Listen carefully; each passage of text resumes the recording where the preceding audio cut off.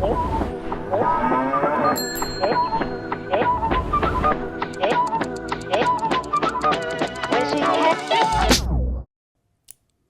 and welcome to the Going Dutch podcast, where two internationals are trying to figure out Dutch culture.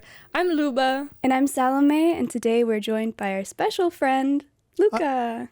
I'm Luca. Today we're going to talk about how Dutch people spend their money.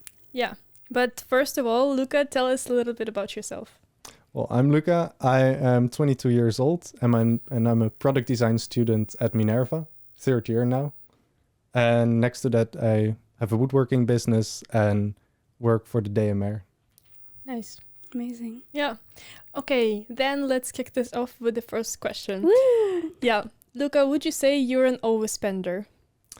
At times, I can be. I think for bigger purchases, I'm quite wise, let's say, with my money, or I try to think about it a lot before I spend. But with smaller stuff, I can be quite impulsive. And then that adds up over the month. Yeah. Yeah. Fair enough. Yeah. How would you say, like, in general, for Dutch people, if you could generalize, like, for internationals maybe, would you say they're more careful with their money or they're more overspenders? I would say Dutch people are quite aware of their money spending. Mm-hmm. Yeah, going Dutch is a saying that is maybe quite internationally known. Mm-hmm. So we like to split our money. So if we go to a restaurant, we all pay for our own stuff. And if we have, for example, a birthday, it's a bit different as a student. You ask others to pay as well. Yeah. So it's not only you who pays. So I think we're a bit more aware of our spendings and also quite individual. Mm-hmm. Yeah, makes sense. I feel like, yeah, this is something that we notice as internationals. The first year when we came here, there was the big King's Day celebration, and they always have the flea market with like a bunch of stuff that people just spread all over the city. Yeah. And it's like a little bit concerning how much stuff Dutch people have. So many useless items that they're just like kind of A lot of toys. yeah. So many toys. Yeah. Yeah. I think it is quite a our culture that you sell your kids toys there and also teach your kids to sell there, kind of. Yeah. So it is kind of like if they're done playing Yeah. with something, you sell it there, or the kid itself sells it there. You do notice a lot of Okay. children Yeah. there selling. I guess their- it teaches something about money Yeah. and value. It's nice. There are always kids also making music and Aw, yeah. singing, and a lot happens on those markets. So it's maybe a first lesson in how money works a bit for kids. Yeah. Yeah. So from a really early age, they kind of get introduced to the system of Yeah. money. Mm-hmm. That's for good. sure. Yeah. Well, talking about the system, do you track your expenses? Is it like the Dutch thing or? I would say a lot of people do. Mm-hmm. Like you have those Excel sheets with like, oh, this is the monthly income and how much do I spend on each different category. Mm-hmm. I did it in the beginning of study, so I made kind of a plan like, oh, this is how much I'm gonna spend per month. And from that moment on, as long as I knew at the end of the month my bank account should be around that, I'm good. So I don't pay that much attention throughout the month. But I think, like, for example, I started driving a motorcycle recently and that broke down a few times. So then I noticed that the spending goes up quite fast. Mm, And those are the moments that you have to start thinking again, like, should I restart this yeah. to also save up a bit better? Mm-hmm. Yeah, fair enough. When you talk about this, you're mostly like talking from your perspective as like the younger generation, also where you use a lot of like the Tiki app. Could you maybe compare the younger generation with the older generation? Do you see a difference there? Maybe in like the use of Tiki or... For sure, the use of Tiki is more, I would say, a younger thing. If I would compare it to my parents or to my grandparents, Yeah. and in their generations, it's used a lot less. Yeah. It's also maybe because they're working, they have a bit more money. So it is like they like to treat a bit more. And my parents' generation, it's like kind of after the war. So they learned to save up a lot. And Yeah. that's something they kept throughout their entire life. So that is something that is very different between, I would say, our generation and my grandparents' generation. Yeah. Well, do older people use more cash? Because I know that every young person, old students only card. And Yeah. And I think it's also something that changed quite fast. I used to work at the market for 5 years, and in that time you really noticed like cash just disappeared. Everybody switched so fast. Yeah. And I think we're now quite a digital country. I don't know how that is for you guys, but Yeah, I was shocked with all the like self-checkouts, especially. Like, I don't see that as much in other countries. And also just like very little people use cash to buy anything. So yeah, I would say so.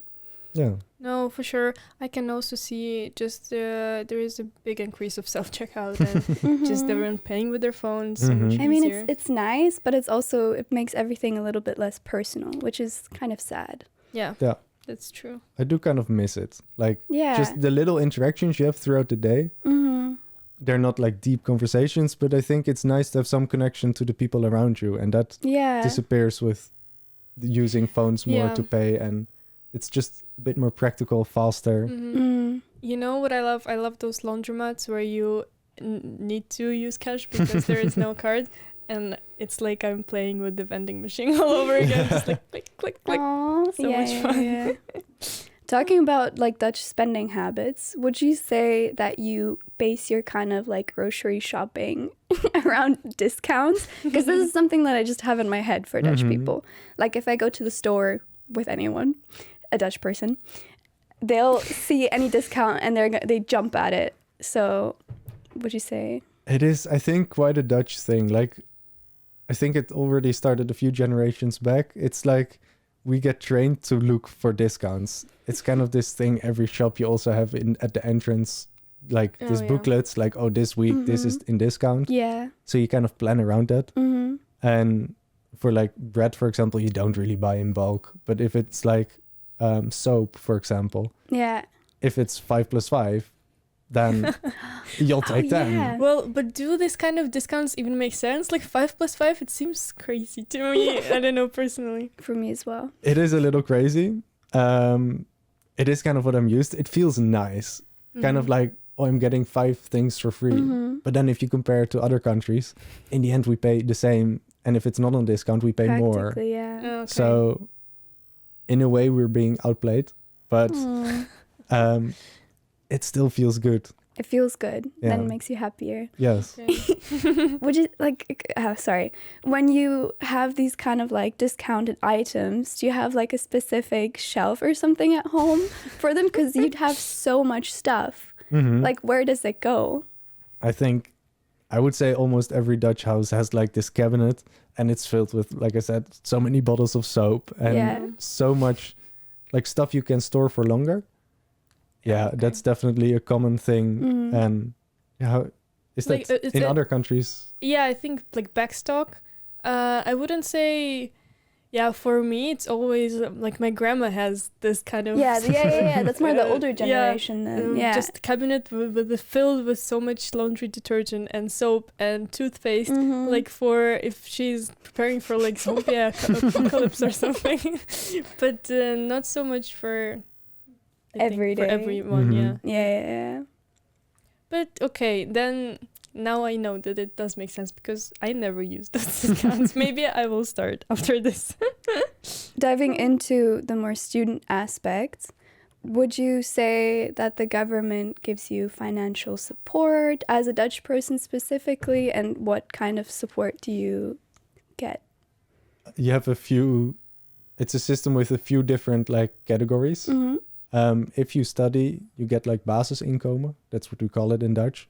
So it's this amount of money that every studying Dutch person, depending, if you study for a long time, you don't get it anymore. But if it's like your first study, then you get like a monthly budget or some money to spend.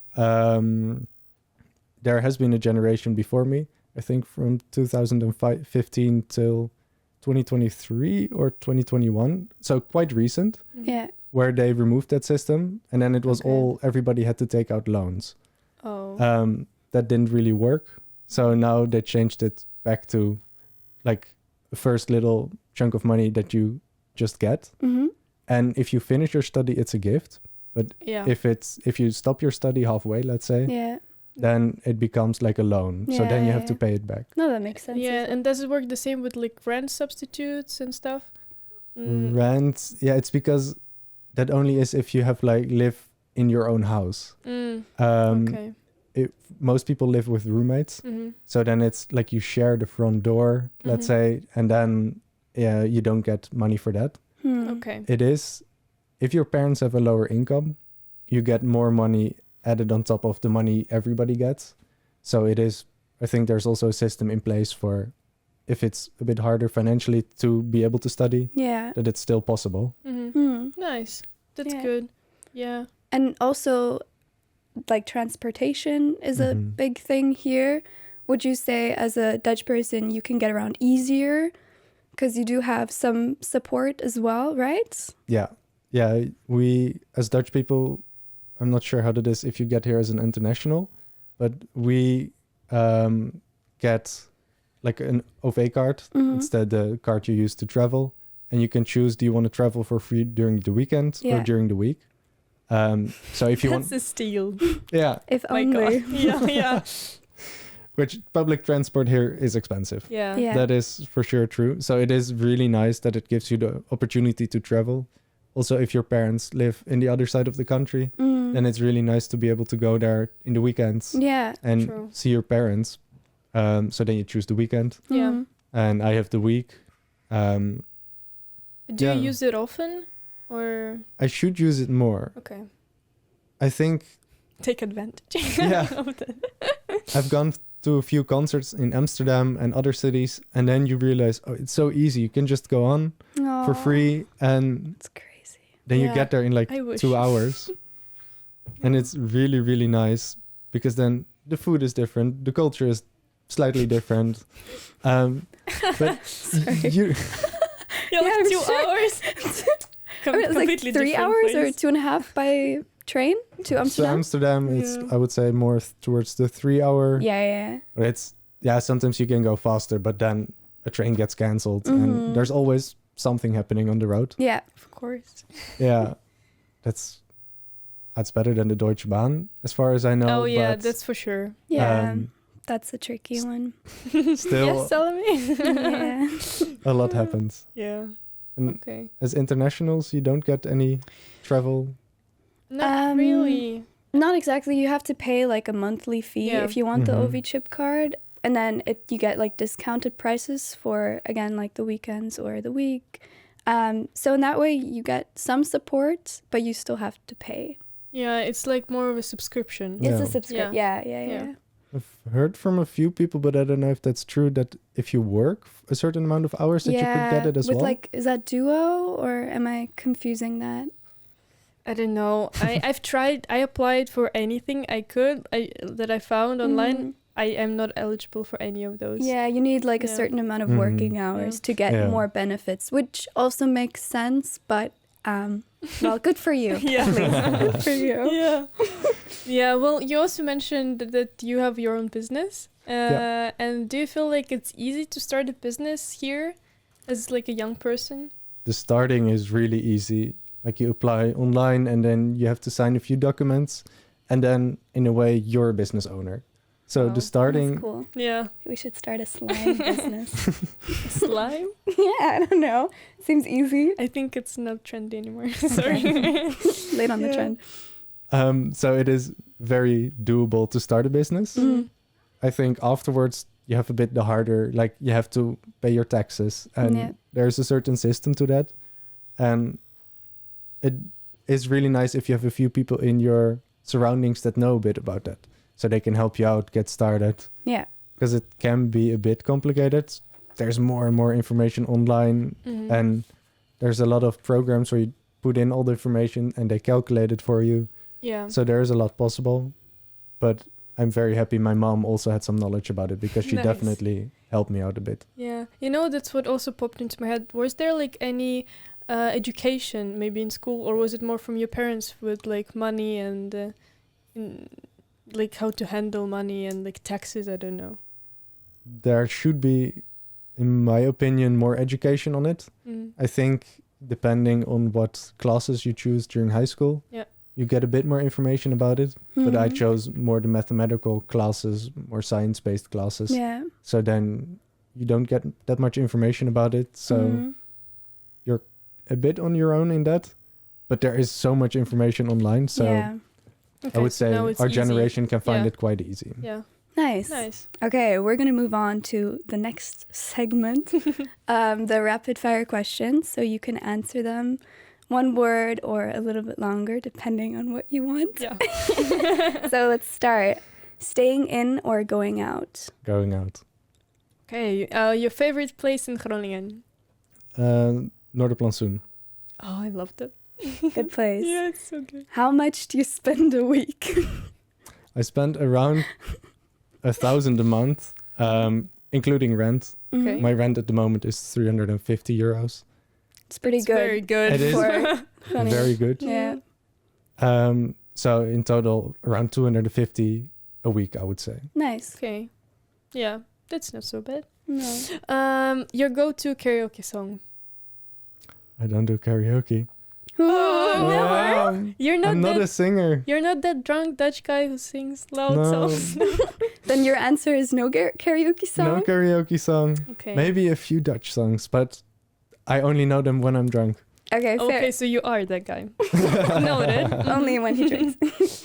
And last but not least, what makes you actually authentically laugh? Maybe a bit of a cliche answer, but I would say my friends, definitely. And like humor related to like technology, and I really like mechanical. Jokes? Okay. You want an AI to make you laugh? No, definitely not AI, but like I'm into the woodworking and in mechanics, and Yeah. there is a lot of humor that's very specific. Oh, okay. to- So very niche jokes. Yeah. Got it. Okay. Yes. Good answer. Well, we'll have to keep an eye out for that type Yeah. of content. I don't think I've ever seen that. Same. Wood jokes or metal jokes? Not too sure, but I'm Think sure they're I'm- funny once I understand. I think I'm on a different Instagram algorithm then. Okay. Yeah. Yeah. Well, I think that's for the best. Let's end it now. Oh, yeah. Well, it was very nice talking to you. Thanks so Yeah, much thank for you coming. so much for Yeah. coming. Yeah, it was And amazing. Thank you. Yeah, I think we learned a few things about Actually, some yeah. money, because the only thing I knew before was Tiki, and now we definitely know more. Yeah, all the supports and all the things you learned when you were younger. Yeah. So, very nice. Well, yeah, and for you guys online, stay tuned for new episodes where we talk all things Dutch. Thank you so much. Bye. Bye-bye.